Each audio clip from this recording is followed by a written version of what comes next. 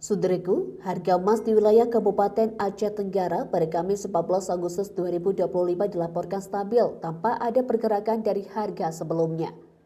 Berdasarkan pantauan tribungayo.com di kawasan Jalan Jenderal Ahmad Yani, Kecamatan Bambu Salam, Kota Cane, harga emas Johnson masih berada di angka Rp5.980.000 per mayam.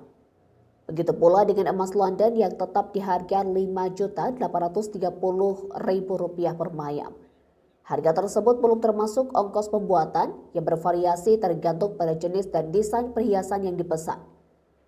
Menurut salah satu pedagang emas di kawasan tersebut, Pak Gendo Afrizal mengungkapkan harga emas Johnson dan London di Aceh Tenggara sejak 2 hari terakhir ini stabil.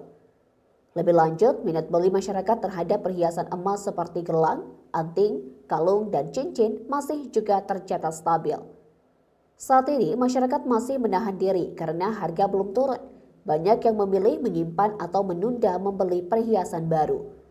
Afrizal juga memaparkan bahwa harga kedua jenis perhiasan emas yang umum diperdagangkan di wilayah Aceh Tenggara tersebut, yakni emas London dan Johnson, hari ini stabil di pasaran karena gejolak ekonomi internasional yang belum normal.